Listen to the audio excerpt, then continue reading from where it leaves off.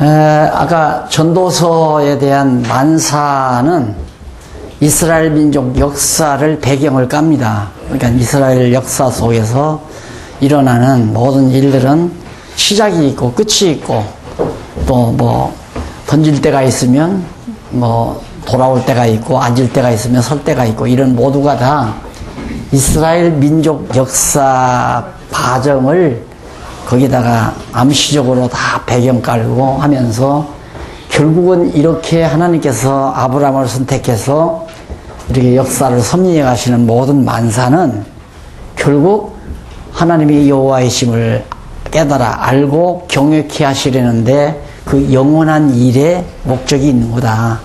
그래서 여호와의 영원성이다라는 거, 그걸 염두에 두시면은 제가 아까 그 문제는 조금 제가 설명을 좀 드렸던 거예요. 특히 이제 다윗왕 이후의 역사.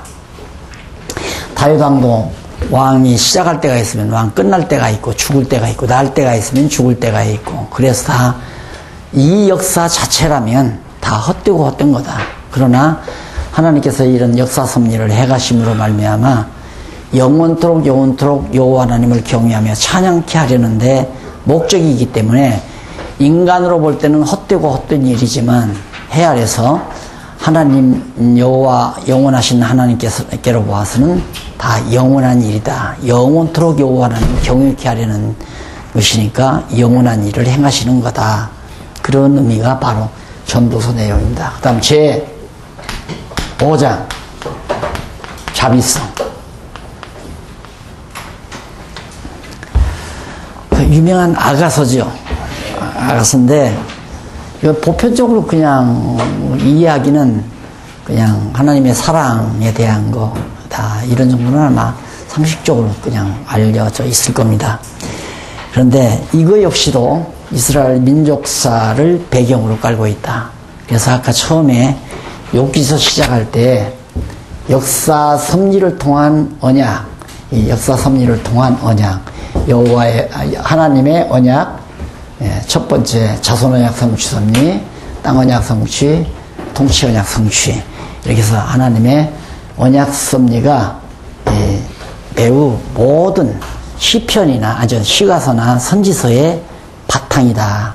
밑도 끝도 없는 얘기가 아니라 밑바탕이 바로 역사서다. 그래서 이걸 우리가 근본적으로 알아야 욥 시편 잠언 전도 아가서가 깔끔하게 아주 잘 정리가 되고 해석이 된다는 말씀을 드렸는데 지금 그대로 지금 나오잖아요. 그러면 자비성은 뭐냐? 여기 보면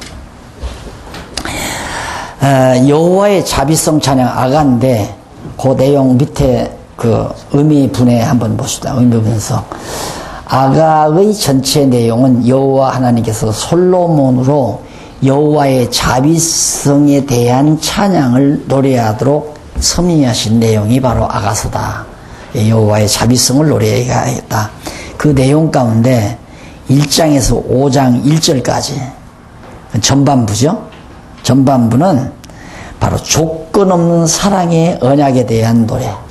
아무런 조건 없이 사랑의 언약을 벌써 통하잖아요. 역사와 아주 잘 통하죠. 이게 왜 그러냐면 그 주제를 의미를 담아서 주제를 만들어 놨기 때문에 그 주제만 보아도 이게 이스라엘 민족의 역사와 밀접한 관계가 있구나 하는 걸 쉽게 파악할 수 있습니다. 그다음 후반부는 그 뒤에 보면 5장 2절로부터 8장까지는 변함없는 사랑의 성취, 언약과 성취로 되어 있어요. 전반부는 사랑의 언약이고 후반부는 사랑의 성취고 언약에 대한 성취 내용이고 그것이 아가서의 내용이다. 그래서 조건 없는 사랑의 언약 그 자체도 자비성이고 그리고 그 사랑의 언약대로 성취해 주는 것도 하나님의 자비성이 드러나는 거다. 그러면 우선 좀 전제를 해보십시다. 이 배경은 아가서의 배경은 역사 이스라엘 민족의 역사인데 아브라함과 이삭과 야곱에게 열조에게 언약을 하죠. 조건 없는 언약입니다. 아무런 조건이 없어요. 내가 너 이렇게 해줄 테니까 너는 이렇게 해달라. 이런 조건이 없이 언약을 해놓고 마지막 여기 좀 내려와서 이 모세 때 이때 율법을 주는 거예요. 이 율법 지키는 걸 조건으로 해서 언약을 한 게 아니라 언약을 하고 율법을 준 겁니다. 율법 언약은 모세 언약은 바로 아브라함과 이삭과 야곱에게 했던 언약의 후행이지 전행이 아니에요. 전제 조건이 아니에요. 아무런 조건 없이 언약해놓고 조건 없는 언약을 깨닫게 하기 위한 모세 언약입니다. 이 참 너무 놀랍죠. 그 모세 언약은 뭐가 필요하냐? 모세 언약을 통해서 이스라엘 민족 너희들 자신이 얼마나 부패하고 얼마나 더럽고 얼마나 추악한가를 깨닫게 하는 거죠. 율법 아래 다 가두어 가지고 꼼짝 못하고 우리는 죽을 수밖에 더럽고 추악한 죄인이구나 하는 걸 깨닫게. 그래서 이 언약이 조건 없는 사랑의 언약이라는 것을 사랑이 무슨 조건이 있어요. 사랑이 아무런 조건 없잖아요. 그냥 사랑은 무조건 사랑이죠. 무조건 사랑. 아브라함과 이삭과 야곱에게 맺은 언약 역시 무조건의 사랑입니다. 조건 없는 사랑. 그럼 저 조건 없는 사랑대로 이루어졌잖아요. 아무런 조건 없이 이루어졌어요. 율법을 모세에게 준 율법을 잘 지켰기 때문에 이루어준 게 아니라 언약했기 때문에 이루어준 거죠. 그런데 우리는 아직도 우리 신학에서 율법에 대한 문제가 해석이 안 되는 이유가 총체적인 구조를 보지 못하고 율법 자체만을 보다가 보니까 지난번에 말씀드린 대로 율법은 율법은 국가법이 있고 그다음 의식법이 있고 그다음 도덕법이 있다. 그게 칼빈이 중세 토마스 아퀴나스가 한 얘기 아닙니까? 그 율법관이 그대로 칼빈에게서 거들러짐 없이 그냥 넘어온 거예요. 그래서 우리 개혁파 신학에서도 교회 신학에서 율법 하면 바로 국가법, 의식법, 그다음 도덕법. 의식법과 국가법은 이루어졌다. 다 그건 폐기됐다. 그럼 뭐만 남았느냐? 도덕법은 남아있다. 십계명이 도덕법이라고 해서 십계명은 지켜야 된다고. 그게 지금까지의 율법관이거든요. 지난번 여러분 배우셨지만 십계명에 의해서 율례와 규례가 나오고 율례와 규례를 지켜나가는 하나의 법도가 지켜나가는 방식을 법도라고 하고 그 율법은 계명과 율례와 규례와 법도 이렇게 구분이 되잖아요. 뭐 국가법이니 의식법이니 그게 없어요. 그렇게 해서 성경에 나온 얘기가 없단 말입니다. 그럼 그런 율법이라는 게 뭐가 필요한가? 내가 너희들하고 아브라함과 이삭과 야곱에게 언약을 맺었는데 조건이 없는 거다. 어떻게? 왜? 뭐 봐서? 율법으로 보면 술라미 같은 여자다. 시커멓고 볼품없고 어디 아름다움이 없는 보잘것없는 여자와 같은 그걸 깨닫게 하기 위해서 율법이라는 걸 우리에게 준 거죠. 우리는 더럽고 추악한 죄인이라는 걸 깨달아 알기 위해서. 그게 율법을 모세 언약이고 다윗 언약은 이제 국가 마지막 이루어진 이 나라가 영원하고 다윗 왕조가 영원하고 또한 다윗을 이제 영화롭게 만들겠다고 하는 그런 언약을 하나님이 해주시는 거고. 문제는 사랑의 언약은 바로 여기가 조건 없는 사랑의 언약. 이건 조건 없는 사랑의 성취. 서로 민족의 역사. 이 민족의 역사를 그대로 아가서에 담아놓은 겁니다. 문학적 방법으로, 문학적 표현으로, 노래로, 아가라고 하는 아름다운 노래로. 그걸 보면 이 솔로몬의 시상이라고 하는 것, 문학적 감각이라고 하는 건 뛰어나요. 우리가 볼 때 이스라엘 민족사는 요거 하나가 빠끔한다네. 요거 화려하고 통일왕국 시대. 그 나머지는 전부가 고난으로 점천된 겁니다. 이때도 고난이죠. 바벨론 70년도 이거 고난의 역사 아닙니까? 완전한 고난의 역사예요. 이런 고난의 역사를 아가서라고, 노래 중에 노래라고 하는 이 아름다운 노래로 고난의 역사를 승화시켜 찬양할 수 있다는 것은 솔로몬에게 주어진 지혜의 영이, 지혜에 의해서만이 고난의 역사를 아름다운 사랑의 노래로 승화해서 여호와를 찬양할 수 있게 된다는 얘기입니다. 따라서 오늘 우리도 똑같은 그 지혜의 영을 우리가 받는다면 내 일평생 고난의 역사, 가난과 패망, 뭐 실패, 좌절, 고통, 시련 이런 모든 인간적으로 보면 부정적인 내 과거 역사지만은 그리스도 안에서 이게 승화될 때에는 이 모든 내 인생 자체가 가장 아름답고 가장 고귀한 삶으로 승화돼서 하나하나 내 삶이 여호와를 찬양하는 조건으로 다가온다는 얘기죠. 그래서 이 아가스가 주는 교훈은 참으로 놀랍습니다.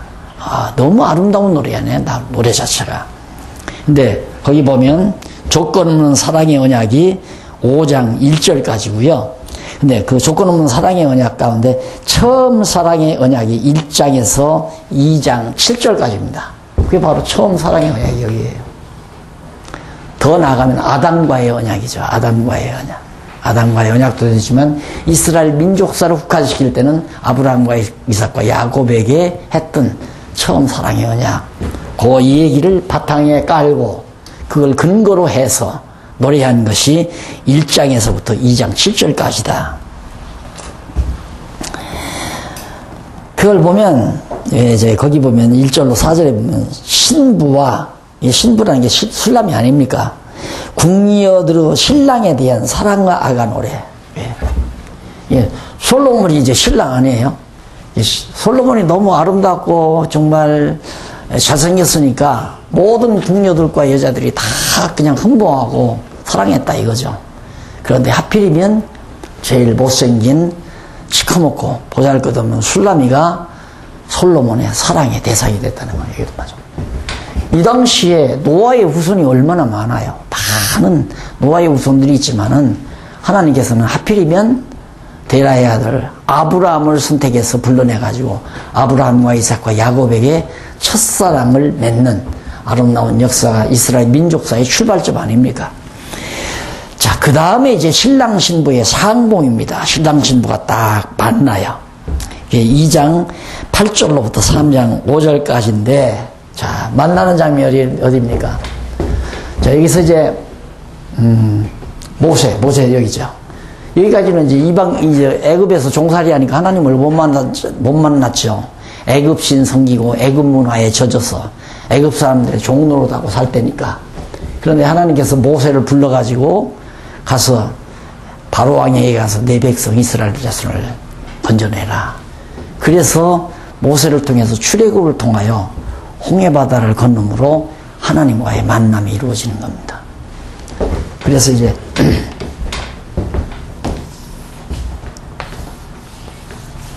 시내산 있잖아요. 시내산. 여기서 구체적인 만남을 가지는 거죠.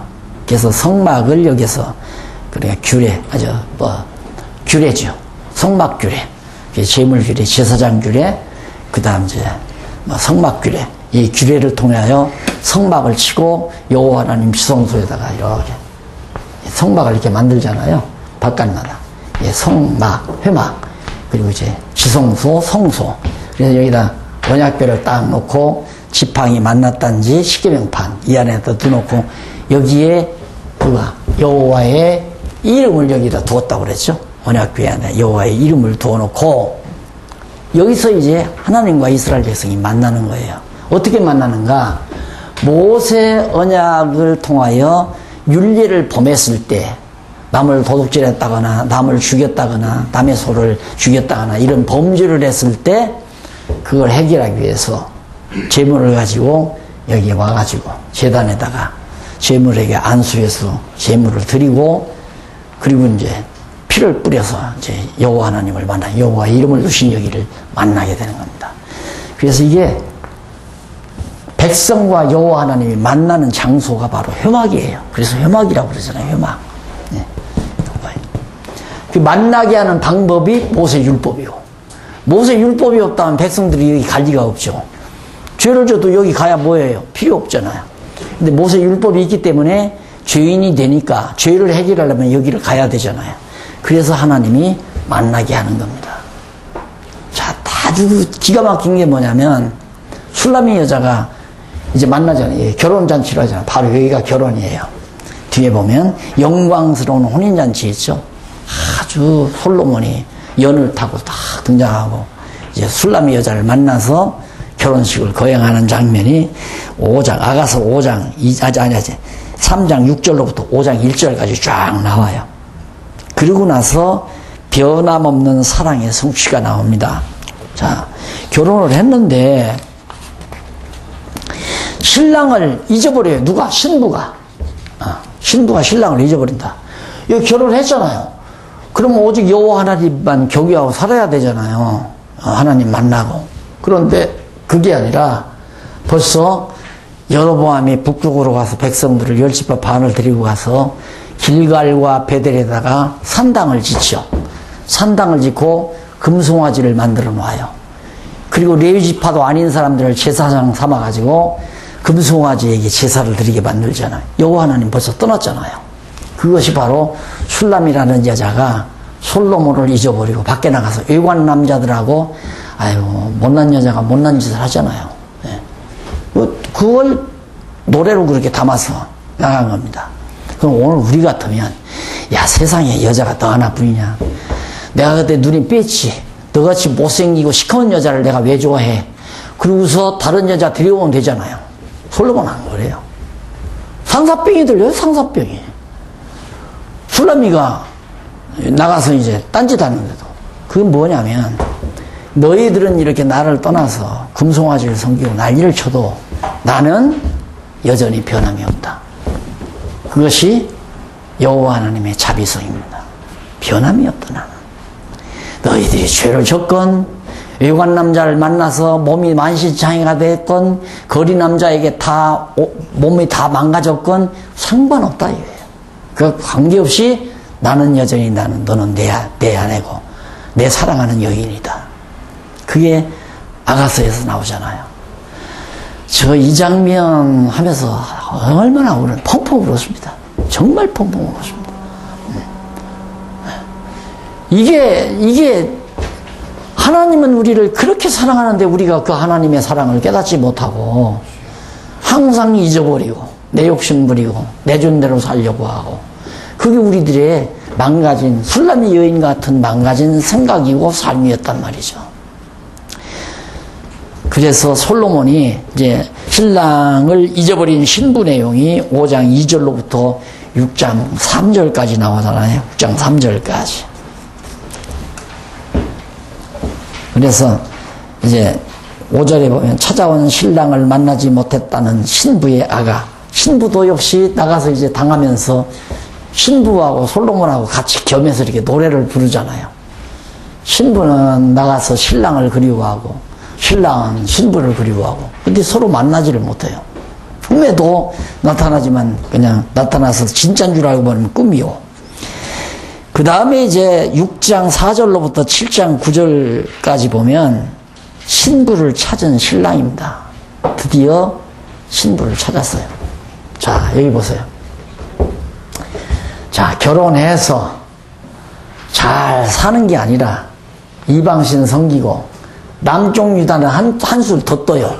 북쪽 이스라엘이 산당제사 드리니까 저들도 산당제사를 드려요 또. 그리고 죄가 더 많아요. 북쪽 이스라엘보다 남쪽 유다가 죄를 더 많이 져요. 우상 섬기고 타락해서 엄청나게 부패하죠.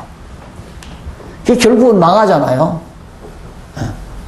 북쪽 이스라엘은 아수르에게 721년에 아시리아 제국에게 완전히 패망해버리고 남쪽 유다는 587년에 바벨론에 의해서 다 사로잡혀가고 다 망한 거예요. 그리고 완전히 결별된 거지. 하나님과 완전히 결별됐어요. 그런데 다시 상봉. 70년 만에 다시 상봉하잖아요. 그게 신랑 신부의 상봉이 7장 9절로부터 8장 5절까지. 그 다음 불변의 사랑의 아가 다 만납니다. 솔로몬이 만신창이가 된 술라미를 딱 만나가지고 첫 번째 하는 얘기가 솔로몬이 술라미에게 가자. 사랑의 봄동산으로 가자. 다시 우리 사랑의 단꿈을 꾸자 이 말이죠. 이것이 여호와 하나님의 불변의 사랑이라는 것.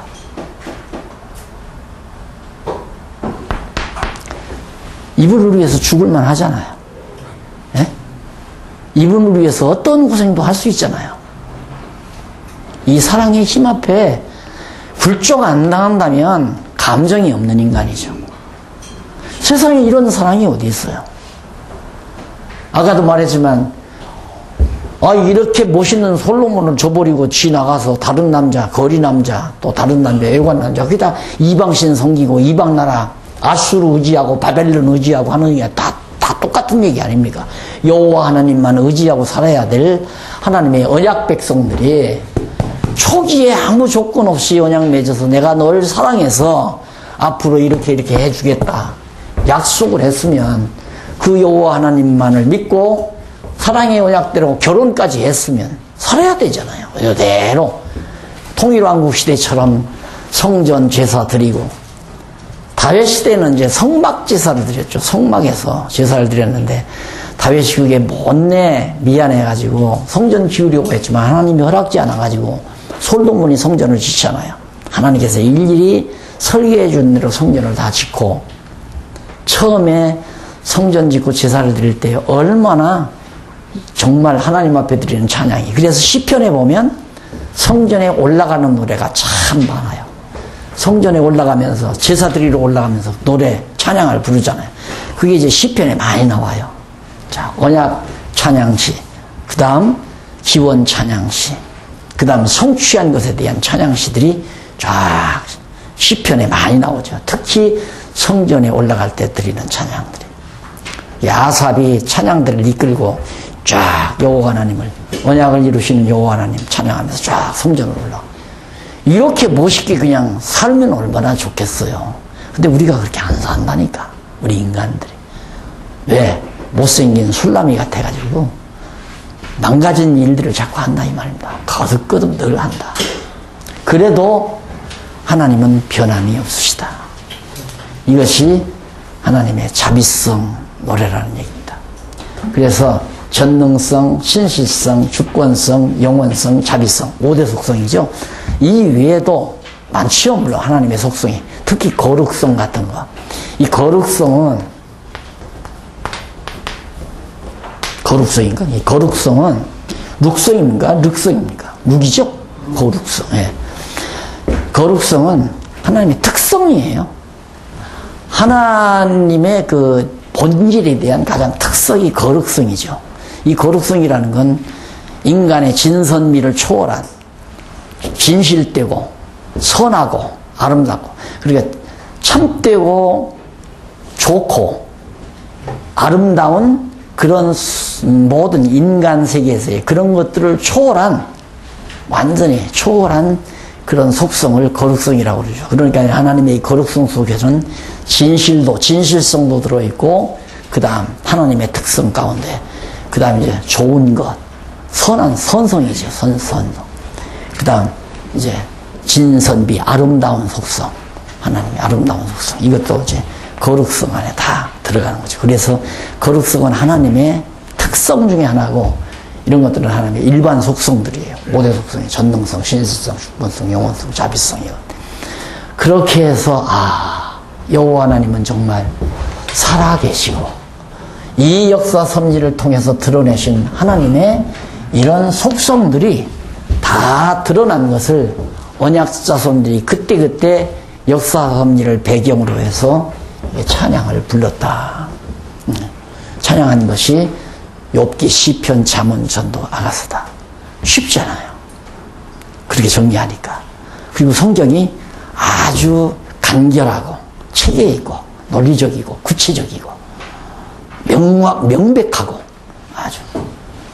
그래서 마지막 자비성까지를 말씀을 드렸는데, 이 자비성은 어디서도 드러나냐면, 내가 탕자 비유를 자꾸 얘기하지만 예수님께서도 그러잖아요. 자비성.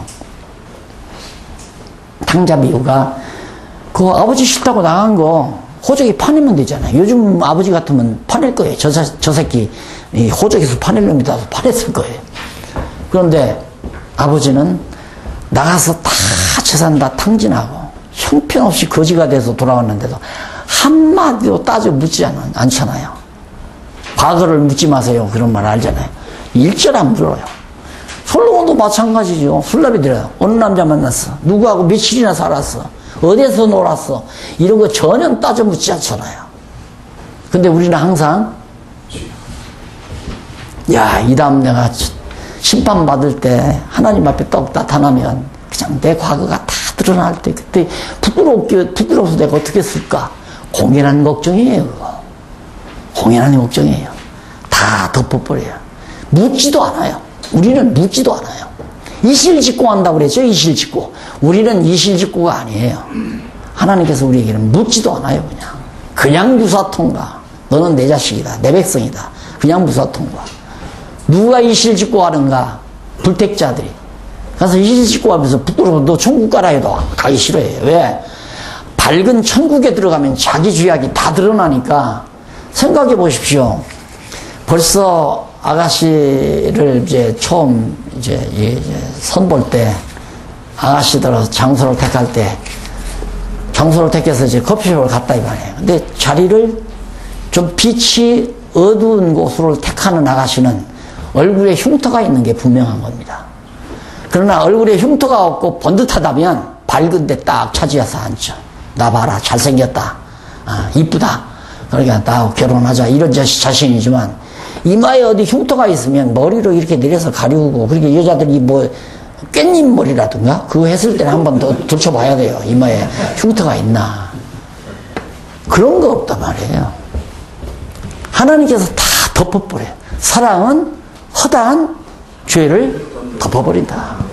하나님의 자배성이 우리의 모든 죄를 덮어버리니까 목사님들 남한테 말 못하는 죄 있어도 걱정하지 마십시오. 그런다고 마음 놓고 해도 되겠구나. 이건 좀 너무한 얘기잖아요. 예를 들면 그렇게 생각하시면 됩니다. 이런 얘기하니까 누가 그래요? 그 목사님 강의 들으니까 마음 놓고 죄 져도 괜찮겠더라고요. 그래서 내가 예를 이렇게 들어드렸어요.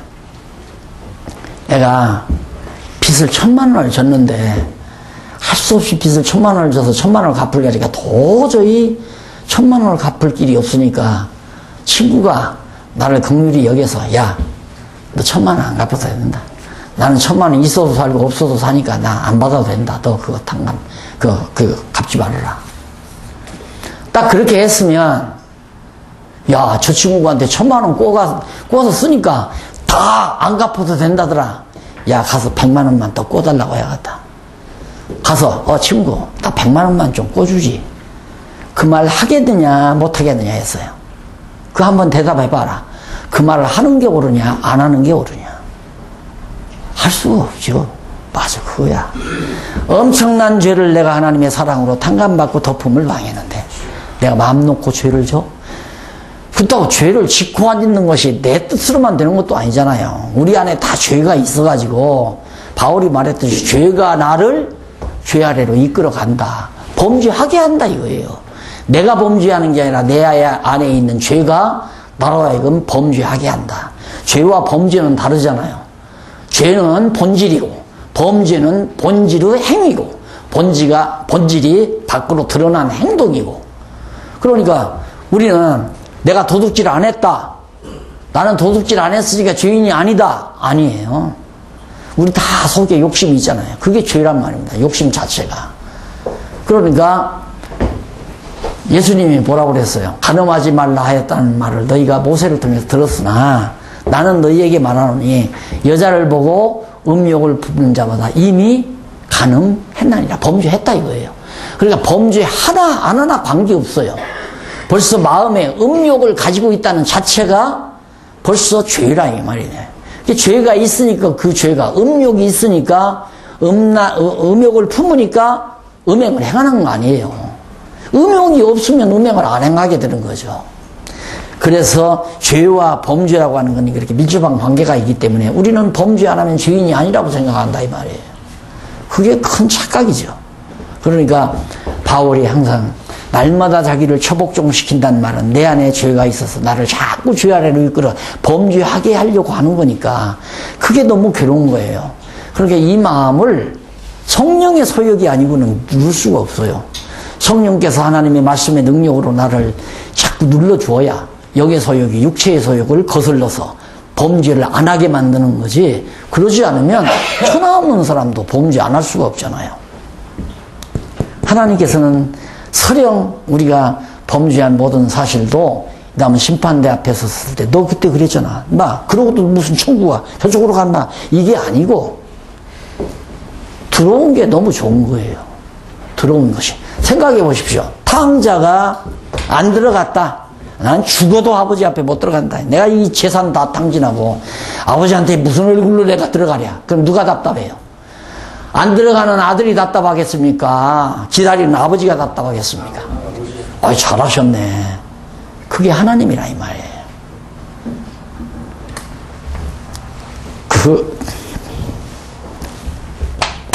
그 하나님을 알고 나면 겁날 게 뭐가 있겠습니까? 두려운 것도 사라져버리고. 성도들이 그 사랑을 알고 나면 하나님의 영광을 위해서 하는 일이라면 동참 안 할 성도가 누가 있어요? 무엇 때문에 사는데? 우리가 사는 이유가 뭔데? 여호와 하나님 경외하는 것이 인생의 제일 되는 본분인데.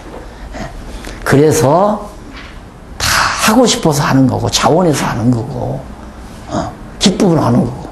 그래서 바울이 아무리 선한 일이라도 억지같이 시키고 싶지는 않다. 빌레몬에게 그 말을 하잖아요. 빌레몬에서. 야, 네가 정말 오네시모를 내가 나의 동력자로 용납해 주는 게 참 좋겠는데 네 승낙 없이는 나 원치 않는다. 왜냐하면 아무리 좋은 일이라 할지라도 아무리 좋고 선한 일이라 할지라도 억지같이 되는 일은 원치 않는다.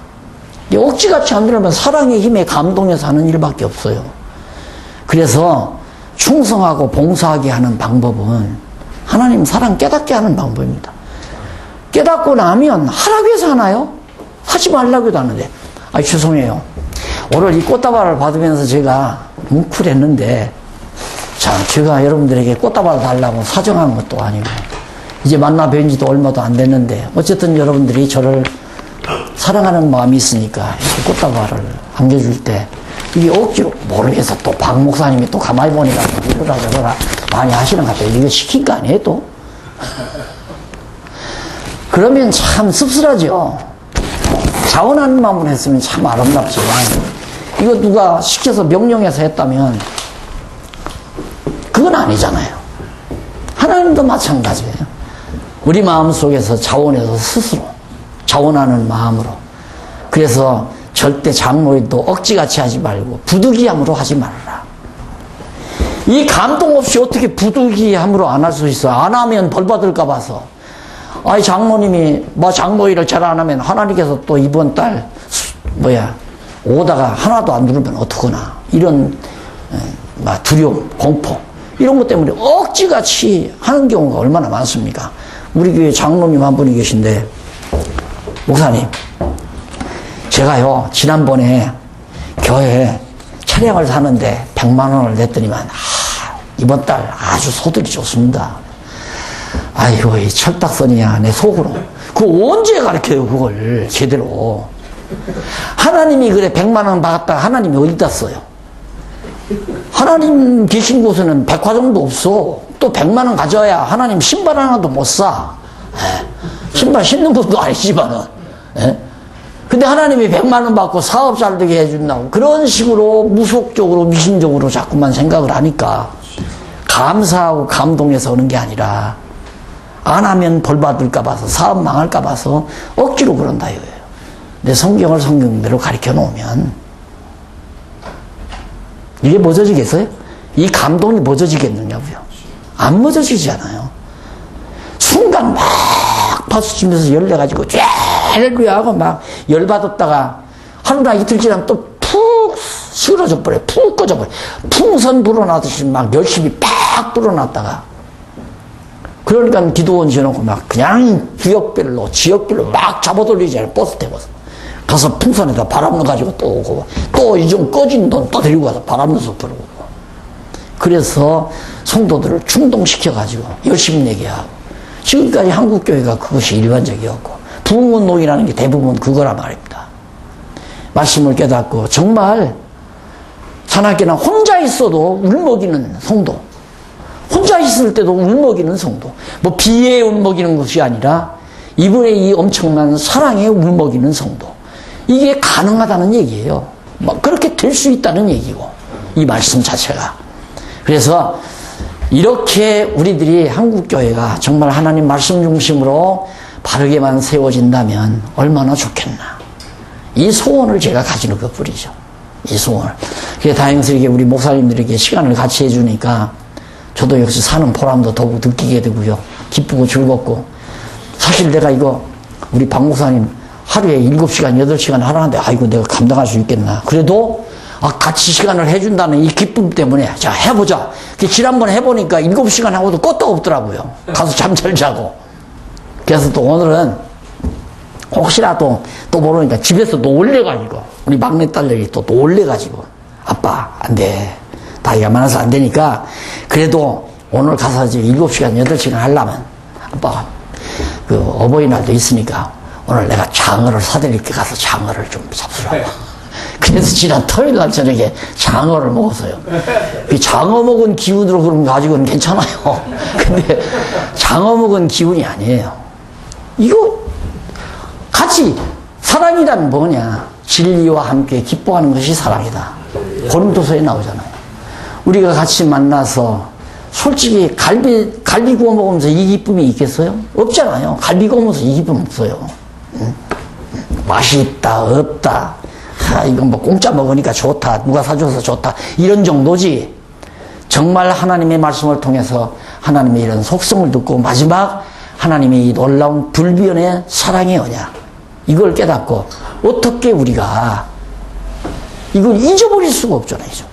탕자가 딱 들어가지고 너무 아버지가 아무것도 묻잖아요. 돈 어떻게 했어? 어디 가서 무슨 노름어에서 얼마 잃었어? 누구하고 했어? 이런 거 전혀 안 묻잖아요. 그냥 오자마자 다 옷 갈아입히고 목욕시키고 금가락지 끼우고 소자와서 잔치 베풀고 그것이 아버지의 변함없는 사랑을 잘 묘사한 거다. 전능성부터 신수성이 다 나오는데 이 전능성도 예수님께서 천국은 무엇과 같으냐. 농장 주인이 포도원 농장 주인이 일꾼을 불러다가 일시키는 그 비유를 들어요. 이른 아침에 1달란트 주기로 하고 일꾼을 농장으로 불러들여서 일을 시켜요. 이른 아침부터 죽도록 땀을 뻘뻘 흘리면서 일을 하죠. 점심때쯤 빈둥빈둥 노는 놈이 있으니까 또 들어가라고 그래요. 3때쯤 들어가라고 그래요. 그런데 일이 거의 다 끝날 때가 됐는데 아직도 일을 못하고 빈둥빈둥 노는 놈이 있어요. 만나 너도 들어가. 들어가자마자 일이 끝났잖아요. 그러니까 농장 주인이 청지기를 불러가지고 야, 그 제일 마지막 온 사람부터 1달란트를 주어라. 그러니까 청지기는 하라는 대로 1달란트를 제일 마지막 늦게 들어와서 일도 안 했는데 그러면 들어와서 이제 일하려고 범죄에다가 일이 끝나버린 거야. 그런데 1달란트 받았잖아요. 그러니까 아침부터 죽 들어와서 땀 흘리면서 일한 놈은 가만히 보니까 야, 오늘 내가 주일 잘 만났다. 오늘은 보너스가 적어도 200~300%는 되겠구나 하고 기대를 했을 거 아니에요. 그런데 보니까 3때 들어오는 놈도 1달란트, 점심때 들어오는 놈도 1달란트. 근데 자기도 떡가니까 1달란트밖에 안 주는 거예요. 그러니까 주인이요. 이거 불공평하지 않습니까? 그러니까 뭐가? 아니 다 늦게 들어오는 놈 1달란트. 얼마나 열받을 거예요. 너무 불공평합니다. 그러니까 야, 뭐가 불공평해? 내 것 가지고 내 마음대로 해. 무슨 말씀인지 아시겠죠? 내 것 가지고 내 마음대로 한다. 너 나하고 계약했잖아. 1달란트 주기로 했으면 내가 계약 위반한 것도 아니고 하루 일하고 1달란트 난 딱 줬으니까 내 할 일이 끝난 거야. 아, 내 것 가지고 일 시키고 주든 안 시키고 주든 네가 무슨 상관이야. 나 간섭하지 말라 이 말이야. 천국이 그런 것이다. 나는 그런 걸 이렇게 느낄 때마다 와, 정말 일한 대로 하나님 이 다음 상급 받는다. 나는 상급 받을 게 있어야지. 예? 얼마나 큰 일하는 사람들이 많은데. 예? 그래서 성도들도 이제 그러잖아요. 상급 받는다. 일 잘못하면 가서 보니까 내가 계시 받으면서 그 환상을 보니까 개털모자 쓰는 놈도 있더라. 개털모자. 이게 부흥사들이 한 얘기 아니에요. 유명하죠. 상급 얘기하면서 개털모자 얘기하는 거. 금멸류관 좋아하시네. 개털모자도 못 써. 이러면서 공간을 빵빵 치워가지고 사람들 겁나게 하고 두렵게 만들고. 야, 이러다가는 면류관은 고사하고 개털 모자도 못 쓴단다. 이거 충성도 해야 되겠다. 그러니까 억지로 충성이 나오는 거죠. 억지로 나오는 건 몇 번이에요. 몇 번. 예를 들면 아버지가 재산이 꽤 수백억을 가지고 있어요. 그러니까 아들놈이 한 서너 놈 된단 말입니다. 그러니까 아들놈 서너 놈 됐는데 큰 며느리가 아주 야가 빠졌어요. 빠져가지고 여기 큰 며느리 그거 지적하는 건 아니에요. 큰 며느리가 머리를 쓰는 거예요. 야 이거 잘못했다가 저 둘째 놈 셋째 놈한테 말 뺏기면 안 된다. 아버지한테 열심으로 잘해야 된다. 잘해야 된다. 그러니까 진심으로 아버지가 존경하고 효성스러워 잘하는 게 아니라 300억이나 되는 재산을 기왕이면 한 200억 자기가 받으려고 그냥 온갖 정력을 다 한다. 그건 표가 나요. 어디가 표가 나도 표가 나요. 이 아버지는 느끼죠. 너 날 살살 가지고 논다.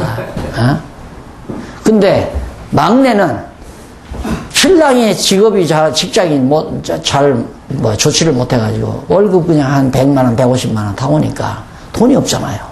근데 큰 며느리는 큰아들이 변호사하고 돈도 잘 버니까 막 선불 공세를 아버지한테 한다 이 말이에요. 근데 가난하게 사는 막내 아들은 막내 며느리가 매달 생활비에서 10,000원씩 1년 내내 적금을 하는 거라. 아버지 생신 때 내가 선물을 해드려야지 하고 먹고 싶은 과자도 덜 먹고 쓰고 싶은 생활비도 좀 덜 쓰면서 10,000원씩을 매달 꼬박꼬박. 그럼 12만 원 되잖아요. 12만 원 가지고 아버지 올겨울은 따뜻하게 입으셔야 돼요. 연세가 드셨으니까. 내복 한 번을 12만 원짜리 내복 한 번을 싹 사가지고 정성스럽게 딱 가지고 갑니다. 아버지는 그걸 알죠. 어디에 정성이 더 많이 들어있는 거를. 바로 그겁니다.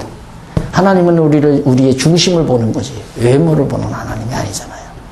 중심을 보는 건 중심을 우러나게 하는 건 이 하나님을 깨달아야 된다 이거죠. 그래서 역사 섭리를 통해서 드러난 하나님 존재, 확실히 존재하시는구나 이게 믿어지고 이런 하나님이 이렇게 살아 존재하시는구나 힘이 나잖아요. 힘이. 어저께는 우리 둘째 딸년이 카나다에서 전화가 와서 아버지 100살까지는 사서야 돼요. 야 이놈아 무슨 소리를 해. 그러니까 너 나를 위해서 그러는 게 아니라 너를 위해서 그러지. 내가 그래서요. 나를 위하면 무슨 100살을 살아. 내가 그랬죠. 왜? 아버지가 살아계시면 든든하니까. 든든하잖아요. 아버지 살아계시면. 그러듯이 오늘 우리가 이런 놀라우신 전능하시고 신실하시며 주권자이시고 영원하시고 자비로우신 하나님 아버지가 분명히 살아 존재한다면 아멘. 어깨 쳐질 필요 없잖아요. 아멘. 성도들에게 이런 확신감과 이런 긍지, 떳떳함, 당당함 이거 딱 심어주면 목사님들 세상 편합니다. 아멘. 세상 편해요. 일일이 관리할 것도 없고 삐지고 이게 참 놀라운 게 애들 길러보면 잘 삐지는 놈 있죠. 삐지는 놈에게 자꾸 가서 사정을 하면 더 삐져요. 그렇죠. 목사님들이 제일 골치 아픈 게 그거 아니에요. 예? 잘 삐지니까 어떻게 달래보려고 가서 집사님 자리가 비어있으면 내가 마음이 허전하단 말이야. 그러면 안 되지. 나와 이러면서 달래서 어떻게 데려다 놓으면 또 자기한테 좀 소홀하고 다른 새로운 교인이 딱 들어와서 그쪽으로 목사님이 관심이 기울니까 또 쭉 틀어져가지고 인사도 잘 안 하고 난 목회 못 하겠습니다. 진짜. 그래 접어버렸어요. 그건. 저 오갔으면 오고 말갔으면 말아라. 그래 이것만 가르친 거예요. 그냥 30년 동안 시종 일관. 이거 아마 세 번 아마 성도대학까지 하면 너댓 번 가르치고 내가 목회 끝났을 거예요. 그럴 거 아니에요. 한 800시간 내는데 주일날만 한다면 800시간이면 얼마냐면 16년 가르쳐요. 16년. 그렇잖아요. 한 시간씩 가르친다 하더라도 지금까지 16년을 가르친단 말입니다. 두 번 가르치면 30년 아니에요. 근데 설교 걱정을 그거 뭐 있느냐 이거 아무 걱정이 없다니까. 걱정 다 놓고 그 다음 목사님들 뭐 하냐. 건강하니까 건강관리 하시면서 아까 그랬잖아요. 혼자 있어도 감동한다고. 우세요. 감동은 혼자서 우시라고. 아, 네. 교회 한 구석에 나와서 마음껏 우시라고. 하나님 날 이렇게 사랑했느냐고 실컷 우시라고. 그러면서 내가 받은 감동을 그대로 성도들에게 그대로 그게 전달이 되는 겁니다. 아, 네. 그대로 내 받은 감동이 전달이 된다 이 말이에요.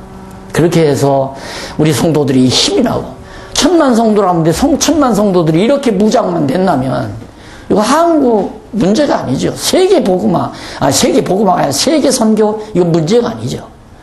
그런데 지금 모든 성도들은 다 목매었거나 꽃비 들어서 끌고 다니려니까 목사님들이 끌고 다니니까 그거 얼마나 힘들어요. 얼마나 방목을 해야 하는데 그러니까 양들은 수천 마리라도 수백 마리 수천 마리 그냥 꽃비도 안 풀고 그냥 방목해 버리잖아요. 그 푸른 초장만 안에다 쥐가 먹고 한 놈만 잘 데리고 개만 한 마리 잘 키워도 개가 다 데리고 다녀요. 네. 제 스스로 방목에서 목표가 이루어지는 방법은 성경을 성경대로 알려주어서 성도들 외롭지 않게 혼자 있어도 펑펑 울게 하나님의 사랑에 감동해서 울도 그렇게 우리 한국교회가 다시 한번 거듭났으면 하는 간절한 기도를 늘 마음에 간직하고 삽니다. 목사님들 같이 해주셔서 매우 감사하고요.